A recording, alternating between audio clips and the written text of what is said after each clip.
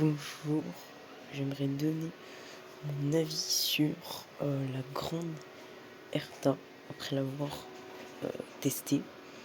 Du coup, la grande Erta, là j'ai fait un petit showcase. D'ailleurs, j'ai fait un petit showcase de la grande Erta. Ici, c'est en As, dernier étage, du coup, contre les saints. Déjà, bon, c'est un peu tard pour faire c'était un petit showcase, mais c'est tard parce que, en fait, j'ai fait, il y a eu beaucoup de trucs à faire ces derniers temps, même si le showcase, je l'ai fait, j'ai fait les As, il y a plutôt longtemps. Maintenant, vu que j'avais plein de trucs à faire avec Evelyne et tout, sur Zenless, j'ai pas eu le temps de faire la vidéo, mais du coup, mon avis sur Dirta, du coup, c'est que c'est un personnage qui est excellent en multi-cible. Vraiment, c'est vraiment très très fort. C'est vraiment un très très très bon perso ici, comme vous pouvez le voir. Elle a des grosses perfs dans ses as, mais justement, Dirta, pour l'instant, c'est quand même un perso qui est énormément mis en avant par le contenu. Et donc, ça l'aide énormément. Maintenant, Dirta, malheureusement, en multi-cible, en mono-cible plutôt, c'est pas un DPS de fou, c'est même encore pire s'il n'y a pas la faiblesse. Et c'est ça qui me dérange. J'ai plus les DT contre des étages un petit peu plus mono-cible. Malheureusement, dans les 3 contenus in-game, pour l'instant, il n'y a pas vraiment de mono-cible dans les rotations à l'heure actuelle de la 3.0. C'est compliqué du coup de donner un vrai avis sur Dirta. Donc justement ses performances sont un petit peu biaisées. Après Dirta, moi je trouve justement pas que c'est la meilleure DPS parce qu'en fait ses performances justement sont très impressionnantes à l'heure actuelle, mais c'est le contenu qui l'avantage de fou sur nous.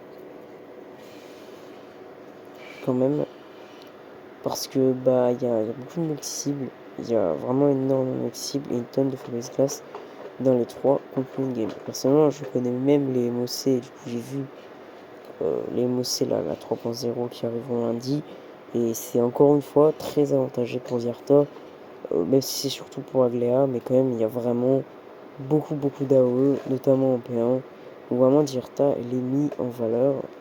Donc Dirta c'est à l'enchaîne un perso très fort, mais qui justement est aidé par le contenu in-game qui va forcément améliorer ses performances du coup.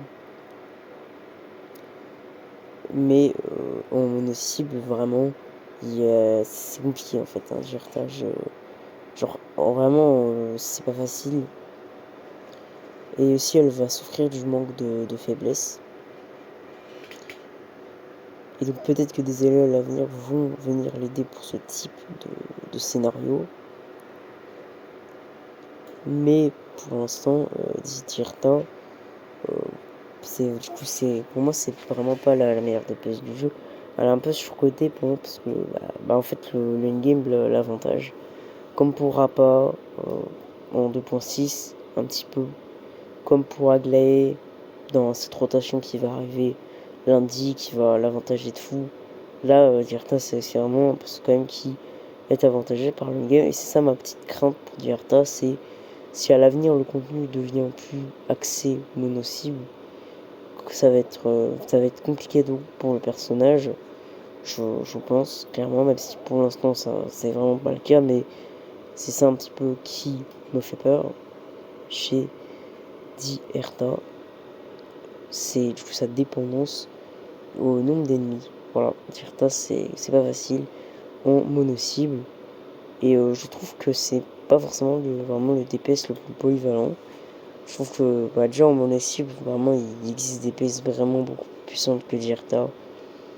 Genre vraiment Fake Show, même un bout de cils, ça va vraiment être bien au-dessus. Moi je peux dire que ma Fake Show en mono-cible est vraiment bien au-dessus de ma Dirta. Et voilà, c'est compliqué en mono-cible, et ça qui est un petit peu chiant. Maintenant c'est quand même cool qu'elle a une niche mono-cible, enfin multi-cible, mais c'est vraiment pas le DPS le plus polyvalent du jeu. Vraiment pas, je trouve. Après, moi, je ne regrette pas de l'avoir invoqué, mais c'est un petit peu dommage son manque de polyvalence qu'on peut ressentir vraiment. Parce que quand il n'y a pas la faiblesse, ça va bien moins, beaucoup moins performer. Par contre, elle est plutôt free-to-play friendly pour l'instant. Mais moi, je dis, si le contenu devient mon cible, jouer une team free-to-play ou une team, disons, un petit peu bizarre comme la mienne, ça va pas faire tout le temps passer. Mais c'est vrai que pour l'instant, quand même, le perso est très fort, mais avantagé par le contenu endgame. Ce sera la même chose pour les la 3.0 et tout. Le contenu à l'heure actuelle est vraiment très orienté à eux. Donc ça aide forcément de fou Diarta. C'est ma petite crainte. C'est qu'est-ce qui se passera quand le contenu endgame sera monétisable. Même s'il est vrai qu'à l'heure actuelle, le perso a son prime. Parce que le contenu est orienté multi-cible. Qu'à l'avenir, elle aura de nouveaux alliés.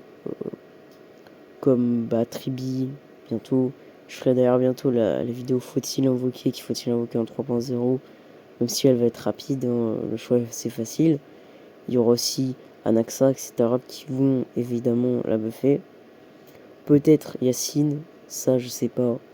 Faudra voir. Est-ce qu'elle attaque beaucoup en multi-cible, etc. Ça c'est un monde où elle est le bestie slot pour Arta. Mais si pour l'instant c'est Linksha et Aventurine, les bestie slots. Du coup, et même Fofo qui sont très forts, tout ça là. Mais il y a peut-être moyen qu'à l'avenir, du coup, dans le vrai nouveau système bis. Mais ouais, mais pour l'instant, quand même, je la trouve pas très polyvalente. Du coup. Donc voilà, là j'ai réussi à avoir après des bons clears, voilà. Mais en reste, ma Ficho, elle a eu de bien meilleures performances d'ailleurs que ma Dierta.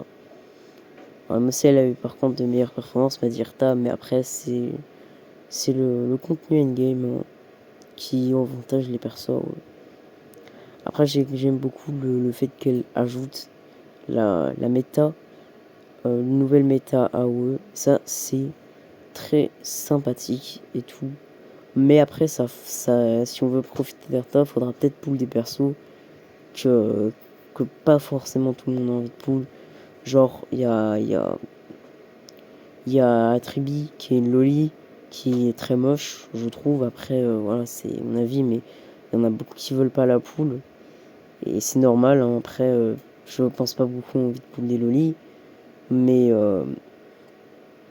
et en plus, Tribi, c'est pas facile. Hors dehors de la team Granderta, elle est pas fou. En tout cas, il existe de meilleures options. Mais du coup, Gerta, elle a vraiment besoin, je pense qu'à l'avenir, elle aura vraiment besoin de sa team premium, d'avoir ses meilleurs alliés. Et donc, on sera obligé de les pull, alors qu'après, on a des Castoris qui arrivent, Ultra Banger, qui ont besoin de plein de gros persos. Et après, là, quand t'as Gerta qui t'oblige à pull Tribi, qui arrive 6 semaines avant Castoris, forcément, c'est chiant. Et ça va pas être que Tribi, parce qu'il y aura Anaxa. Anaxa, il arrive 3 semaines après Castoris, donc c'est pas facile. Donc c'est le problème, c'est qu'en termes de roadmap, c'est la merde. Et moi, je sais pas si je vais justement suivre la roadmap de Djerta, parce que juste, elle arrive que à côté de Castoris, en fait, à côté des persos de Castoris. Tribi 3.1, 6 semaines avant Castoris. Anaxa, 3 semaines après Castoris, sachant que en 3.3, on aura Yacine, ce sera sûrement le système de Castoris. Donc c'est chiant aussi. C'est-à-dire que si on est quelqu'un qui veut investir sur Castoris et qui est free to play, Bull Dierta, c'est une mauvaise idée, je trouve. Parce que si derrière on doit pull Tribi et Castor, et Anaxa qui pour moi ont de très mauvaises places en termes de bannière, ça va pas être facile. Donc moi je dis, il y a un monde où dans ma box, c'est quelques mois après, j'utilise plus du tout. Hein. Moi je dis, elle va peut-être finir comme ma Firefly, comme ma Kéron, que j'utilise jamais, parce que je sais pas leur roadmap en fait.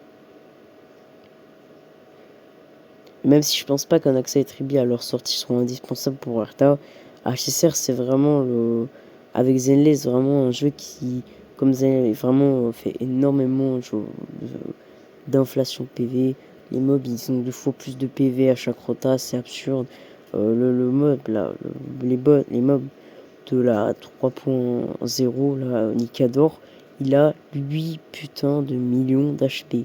C'est absurde. Et s'il continue à faire des inflations comme ça, jouer des trucs comme RMC, comme Sunday, ça va pas suffire. Si on n'aura pas Tribi, si on n'aura pas des Anaxa, ça va être, je pense, compliqué pour Jirta.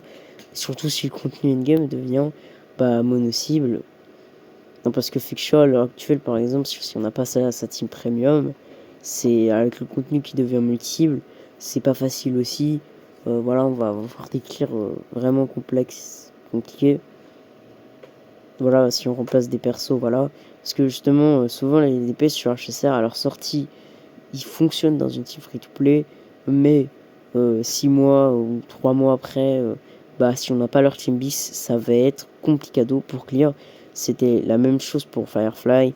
Avant, Firefly, One May, HMC, Gallagher, c'était une team banger qui pouvait avoir des clears formidables. Maintenant, si on n'a pas, si on n'a pas, si on n'a pas, si on n'a pas, si on n'a pas,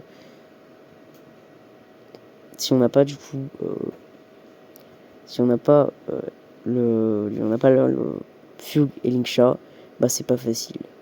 Mais en tout cas, c'était mon avis sur la grande Erta et comment elle va finir à l'avenir. Pour moi, la vidéo faut-il invoquer d'Irta arrive, enfin, faut-il plutôt invoquer, je vais dire qu'il faut-il invoquer en 3.0, elle arrive très bientôt.